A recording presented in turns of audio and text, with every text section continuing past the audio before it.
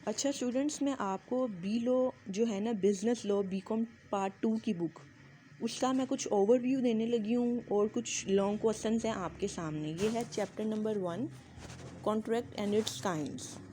इसमें से 2 long question हैं जो आपने करने हैं और ज़रूर करने हैं। Define contract and essentials, define contract and it's kinds. उसके बाद चैप्टर 2 है ऑफ़र एंड एक्सेप्टेंस। इसमें आपके सामने क्वेश्चंस दिए गए हैं, हम डेली बेसिस पर इन्हें एक एक क्वेश्चंस जो है देख लिया करेंगे यहाँ से और आपको डिटेल दे दिया करूँगी। ठीक है, ये देख लीजिए। और ये क्वेश्चंस आपने अपने रजिस्टर्स पर नोट डाउन करने हैं।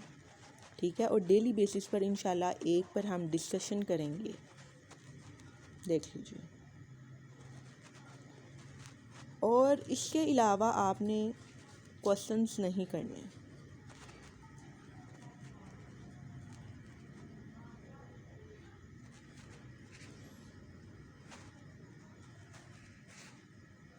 इतने क्वेश्चंस काफ़ी हैं। ठीक है, ये इम्पॉर्टेंट क्वेश्चंस हैं, इम्पॉर्टेंट चैप्टर्स हैं।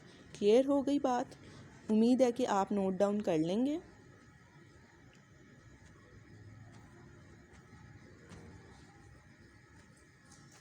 अच्छा, तो स्टूडेंट्स आज हम बात करेंगे define contract, define discuss essential elements of a valid contract. ठीक हो गया?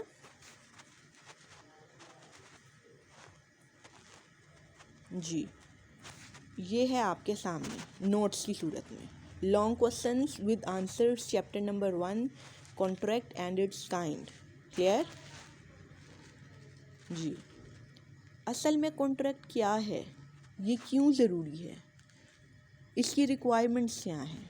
देखें, ये जो क्वेश्चन लिखे हुए हैं ना आपके सामने, ये सारे एक ही क्वेश्चन मुख्तलिफ़ तरीक़ों से पूछे गए हैं।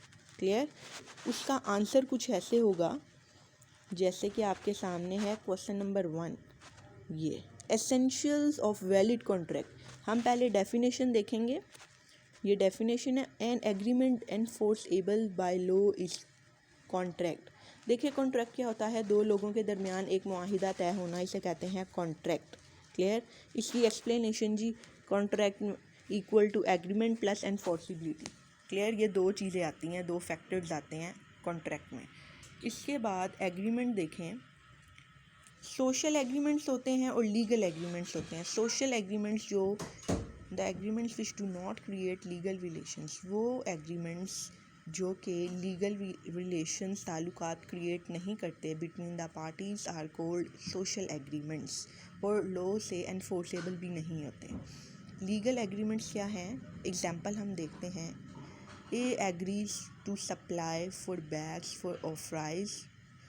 ए एग्री किया कि मैं 10 kg का बैग सप्लाई करूँगा बी को 10,000 का। ये है legal agreement.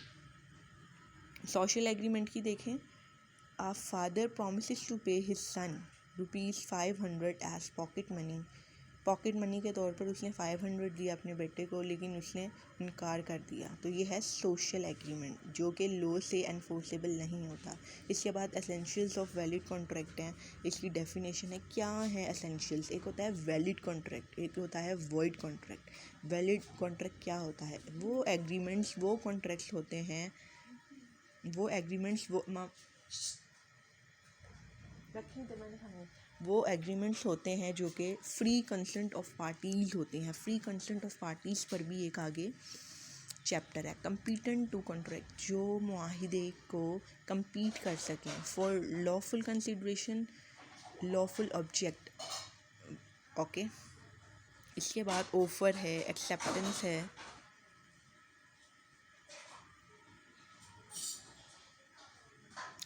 Offer and acceptance आ जाती है। Legal relation, lawful relation. ठीक हो गया। Capacity of parties, free consent, lawful object, writing and registration, certainty of terms. इसको आप एक दफ़ा पढ़ लें। देखें, पॉइंट्स अगर मैं आपको यहाँ से भी समझा दूँ कोई मसला नहीं, आप बुक में से पढ़ें। ठीक है? लीगल रिलेशन क्या होता है? a father promises to pay his son ₹500, ये तो हो गया ना कि लीगली उसने पैसे देने हैं। Lawful consideration, consideration must be lawful. Example क्या है इसकी? A agrees to sell his house to B for 10 lakh. एक इंसान ने ए ने सपोज हाउस ख़रीदा, उसने 10 लाख रुपीज़ पे किया, तो है लॉफुल कंसिडरेशन के लॉ भी कहता है जी आपने हाउस ख़रीदना है तो आपने पैसे पे करने हैं। Capacity of parties, an agreement is enforceable only it is made by parties who are competing to contract, जो कॉन्ट्रैक्ट के मुताबिक हों, उनसे कम्पीट कर सकते हों। पार्टीज़ में आ जाता है age of majority, yes, sound mind, not qualified. Clear? Sound mind यानी कि सही दिमाग का होना चाहिए। आज मेरा ख्याल है इतना ही काफ़ी है।